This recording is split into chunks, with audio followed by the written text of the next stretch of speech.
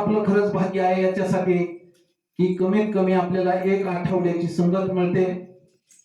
आम्ही सुरुवातीला तर महात्मांमुळं खूप काही म्हणजे आठवड्यातल्या 3-4 संगत व्हायच्या. आमच्या पुण्यात संगत व्हायच्या, काळेवाडीला संगतला जायचो आम्ही, देवरुखला कंटिन्यू संगतला जायचो संत जनांनो.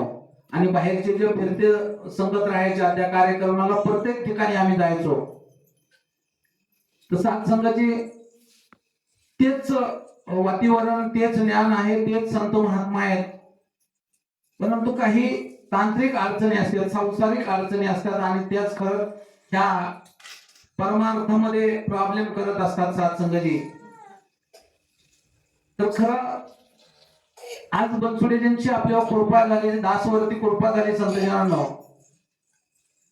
साधू संत महात्मा हेच सांगत असतात, संत कृपा झाली सत्संगाची आणि म्हणून ही इमारत फळ आली. जर संतांची कृपा आपल्यावर झाली नसती संत जनांनो ना, तर आता महात्मा सुंदर सांगत होते, जर संतांची कृपा झाली नसती, सद्गुरूंची कृपा जर झाली नसती, तर आम्ही कुठं असतो सत्संगाची. आपल्याला मी सर्वांना माहिती आहे की आपण कुठं असतो सत्संगाची. संत जनांनो, आपलं सर्वांचं भाग्य आहे आणि ते ज्ञानेश्वर महाराजांचं वाक्य आहे की आज सोने याचा दिनो, वर्ष अमृताचा गणू, देव पाहिला मी देव पाहिला. ते सद्गुरु स्वरूप महात्मा बनसोडेजींमुळे आपण सर्वांनी देव पाहिला संत जनांनो. आज सद्गुरु स्वरूप महात्मा आहेत, ते आपल्यामध्ये सिनियर आहेत. अनेक वर्ष त्यांनी हे ज्ञान, त्यांचीच एक वाणी असते, कायम सांगितलं त्यांनी की हे ज्ञान कोळून पियायचं असतं संत जनांनो. दास वारंवार आपल्या चरणावर ठेवत असतो. जे जे त्यांची वाणी ऐकलेले आहे संत जनांनो, ते आपल्याला, तर ते हे ज्ञान जे आहे ते कोळून पियायचं असतं. कोळून पियायचं असतं म्हणजे दास वारंवार तेच सांगत असतो की आपल्याला जे एक गोष्ट महात्मा दासला समजावायचे की एक अवतारवाणीचं पद वाचायचं आणि ते पूर्णपणे आपल्याला एकच वळ वाचायची संत जनांनो. आणि ती वळ 10-10 वेळा वाचायची असते. का तर ती आपल्याला समजली पाहिजे की त्या वळीचा अर्थ काय होतो. कारण नुसतं पुस्तकी वाचत वाचत गेल्याच्या नंतर जर अर्थ समजला नाही तर आपल्याला कदाचित हे ज्ञान समजणार नाही संत जनांनो. कारण ज्ञान जर समजलं नाही तर घेऊन फायदा होणार नाही. कारण त्याचं आचरण झालं पाहिजे सत्संगाची. कारण बऱ्याचशा गोष्टी सर्वांना आपल्याला माहिती आहे संत जनांनो की बऱ्याचशा गोष्टी आपल्याला अनुभवण्यासारख्या असतात, अनुभवण्यासारख्या होत असतात संत जनांनो. पण आपल्याला दास सारख्याला त्याची समज न आल्यामुळं आम्हाला त्याचा गचा म सुद्धा समजत नाही संत जनांनो. कारण हाच देव आहे, देव हाच आहे संत जनांनो, आपल्याला सर्वांना माहिती आहे. आणि सर्व प्रकृती ह्याच्यापासूनच होत असते संत जनांनो. ह्याला देवही होता, देव तर आहेच आहे, पण ह्याला काळही म्हणता येतं, ह्याला सगळं करता येतं संत जनांनो. आणि ह्याच्याशिवाय काही होत नाही सत्संगाची. कारण एक उदाहरण म्हणून दास, एक माहिती म्हणून सांगतो, जो मला जो अनुभव घडला दासला, तो अनुभव तुमच्या चरणावर ठेवतो. आमच्या दासी आणि आम्ही इथं बसलो होतो, भावांच्या दारात होतो आणि दोघं बी असं मिरच्या आणलेल्या आहेत घरी आणि ते दांड कापत होतो. असं आरामशीर उजेडावर बसलो होतो आणि काहीतरी कुठंतरी वरडायला लागलं संत जनांनो. 4 ते 5 दिवस झाले असते सत्संगाची आणि जोरात वरडायला लागलं. हे म्हणायचे काहीतरी यळपायला लागले, हे जनावर नाही काहीतरी आहे.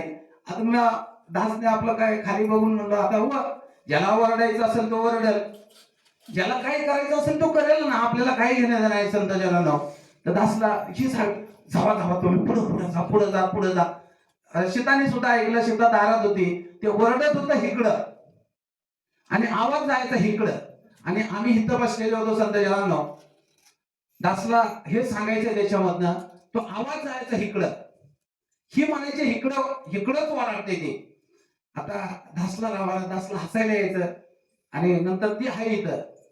म्हणून दास सांगतोय की कारण समज ती जर आली नाही ना संत जनांनो, हिला मी नंतर म्हणलो, तुला काय वाटतं भूत असेल का?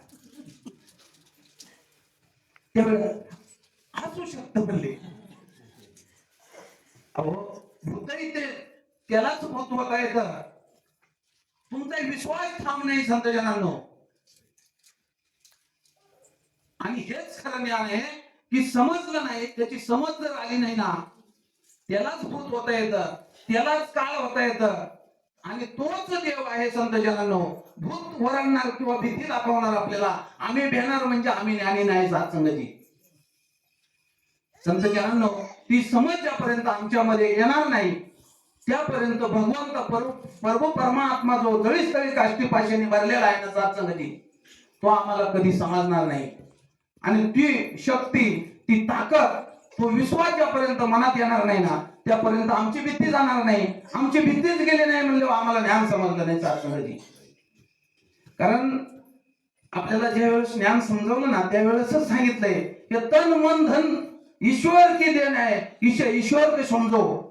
आम्ही समजलं नाही संत जनांनो, म्हणून आम्हाला प्रत्येक गोष्टीची भीती वाटते.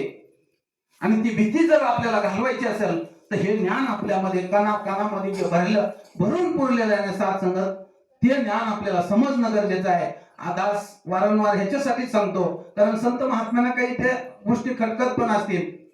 जे आम्ही करतो ना सत्संगाची, ते आम्हाला कमीत कमी 50% तरी माहिती असलं पाहिजे. काहीतरी दुसरं करतो म्हणून आम्ही करतो आणि कोण आम्हाला पुढे प्रॉब्लेम होतो सत्संगाची. ज्यावेळेस दास या माईक वरती बोलत असतो ना गुरुकृपेने, त्यावेळेस त्याची उत्तरं पण माहिती असली पाहिजे. कारण एखादा विचारणारा सुद्धा तुम्हाला होणार सत्संगाची. तुम्ही संगतला जाता आणि तिथं फार असं संत महात्मा तुम्हाला निरंकारी आपल्याला हसतात, आपल्याला पण माहिती आहे आले महात्मा आले महाराज. त्याची भीती पाडायची नाही. संत महात्मा वारंवार तेच सांगतात. कारण बनसोडेजींचं ते वाक्य आहे की निंदा करणारी शेजारी पाहिजे सत्संगाची. त्यावेळेसच आपण जिद्दीने ते कार्य करत असतो. जर आपल्याला कोण काही म्हणा, चांगलं वाईट काहीच म्हणा, तर आपल्यामध्ये ती ताकद किंवा ती जिद्द येणार कुठं सत्संगाची. संत जनांनो, गुरुची एवढी कृपा आहे ना सत्संगात की गुरुचं वर्णनच करू शकत नाही आपण, किंवा दास तरी करू शकत नाही. कारण तुम्हाला सांगतो, ह्याच्यासाठी सांगतो की आपले सर्व गावरान महात्मा आहे सत्संगाची. आणि ज्या वेळेस पुन्हा मुंबई किंवा बाहेरून ज्या वेळेस महात्मा येतात ना, ते ज्या प्रत्येक विचार सांगतात ना सत्संगाची, दास सारख्याच्या खरंच कानावर न जातात. काही शब्दांचा अर्थ कळत नाही आपल्याला, कारण आपल्याला गावठी भाषा कळते. मराठी बोलतो आपण, पण फक्त गावठी भाषा कळते आपल्याला. एवढी ज्या वरच्या पट्टीतली भाषा आहे ना मराठी भाषा सुद्धा, ती सुद्धा आपल्याला त्याचा अर्थ कळत नाही सत्संगाची. तर संत जनांनो, दासचं एकट्याचं घर आहे इथं. आता सर्वांनी तुम्ही पुत्र बघितले, पुत्र दासचं सर्वांना माहिती आहे. आणि दासला सुद्धा खूप आवडतं. त्याला पट्टा दासने त्याच्यासाठी चांगलाय की आता ह्याला चांगलाच तयार करायचं सत्संगाची. पण हे ठरवलं कुणी? दासने ठरवलं ना की आपल्याला चांगला पुत्र पाहिजे सत्संगाची. हे दासचं म्हणणं झालं संत जनांनो. पण ज्यावेळेस वाघ आला ना, वाघ दासला या ठिकाणी राहतो, त्याला 40 वर्ष झाली संत जनांनो. वाघाचंच नाव फक्त वाघ असतंय सत्संगाची, दुसऱ्या जनावरांचं नाव वाघ नसतंय सत्संगात. 40 वर्ष झाली दासला इथं. अनेक आता ते कॉलनीत भरपूर कुत्रे असतात सत्संगाची. आमचे कुत्रे इथं चावून टाकले कितीतरी. ते रोज येतात दिसतात ना, 3 वेळा येतात सत्संगाची. पण 40 वर्षात ना एकदाच वाघ आला सत्संगात. विचार करण्यासारखी गोष्ट आहे संत जनांनो. आता हे महात्मा सांगत होते, इथं एक गाय खाली वाघाने आमच्या घराच्या पुढेच खाली, त्याला 15 दिवस किंवा महिना नसेल झाला अजून. आणि दुसरी गाय पलीकडे खाली. पण संत जनांनो, दासचं पुत्र हितनं उचलून नेलं घराजवळनं 4 वाजता रात्रीचं. पुत्र तर एवढंच आहे, सर्वांना माहिती आहे. कारण ह्याची सुद्धा टिंगळ चावळी होऊ शकते असला माहिती आहे. आणि ते पुत्र तोंडात उचलून घेऊन गेला वाघ, आणि ह्या बिथाडावरनं अलगत वर उडून गेला संत जनांनो. दासीने आणि सीताबाईंजीने बघितला, दासीने नाही बघितला. आणि तो वाघ आणि पुत्र नेलेला तो वाघ वरती नेऊन सोडून देतो. ही कुणाची कृपा आहे हो? सोडील का कोण? जो वाघ गाय सोडित नाही, जो तो वाघ बैल सोडत नाही, तो एवढा पुत्र सोडतो संत जनांनो. ही माझ्या सद्गुरूची कृपा आहे सत्संगाची.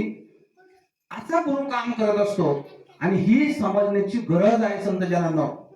कारण दासला ते आठवतं की झोपेत होतो, आम्ही झोपेत होतो संत जनांनो, आणि ते पुत्र ओरडायला लागला. ही सगळी उठून दोघी जणी बाहेर आल्या आणि मला थोडस राम महाराज म्हणते तसं आपलं काम लेट असतंय, हा लेट असतंय, त्याच्यामुळं मला थोडा टाइम झाला, मला सुद्धा बघायला भेटलं असतं संत जनांनो. पण ही गुरुची कृपा आहे सात्संगची. वाघ कधी सोडत नसतो, आणि वाघ असतो ना तो विचार करूनच काम करत असतो. ते असं कुत्र्या मांजरासारखं काम कधी करत नसतो. तर संत जनांनो गुरुची कृपा आहे. गुरु आहे 3 लोक 9 खंड में गुरु से बडा ना कोय, आणि गुरु करो सोय, गुरु शिवाय पान हालत नाही संत जनांनो. आणि गुरु म्हणजेच देव, आणि संत म्हणजेच देव, आणि देव म्हणजेच संत. संत जनांनो ही आपल्याला ज्यावेळेस समज येईल ना त्यावेळेस आपल्याला ज्ञान समजायला सुरुवात होईल. आज सुंदर अशी अमृतवाणी आमचे गुरु दास वारंवार तेच सांगत असतो की गुरु शिवाय ज्ञान नाही संत जनांनो. जर बनसोडे महाराज जर आमच्या सानिध्यात आले नसते ना संत जनांनो, आम्हाला भक्तीचं याड होतं, पण आम्ही कुठेतरी जसं महात्मा सांगत होते ना तसं कुठेतरी बाजूला असतो संत जनांनो. तर गुरुकृपा झाली म्हणून खरंच ही साधू संतांची संगत मिळाली. ही कायम आमच्या परिवारात अशीच कायम राहो आणि संगत वाढत जावो. संत जनार्दन महाराजांचं ते वाक्य आहे की आपण पहिले जागा व्हा, दुसरा जागा होईल. खरंच आज थोडी संगत वाढली ना संत जनांनो, कारण आम्हाला ती जिज्ञासा करण्याची ताकद किंवा ते आचरण करणं आमचं बनतंय ना काम. आम्ही इथं आठवण करायचे, ती कल्पना करायची संत जनांनो. ती कल्पना केली ती माताजींबरोबर संत महात्म्यांबरोबर पोहोचत असते, आणि ते कार्य ऑटोमॅटिक सद्गुरु माताजी करून घेत असतात. फक्त आम्ही ते पात्र बनायचे संत जनांनो. एवढीच तुमच्या चरणावर अरदास प्रार्थना करतो आणि इथंच थांबतो. प्रेमाने बोल.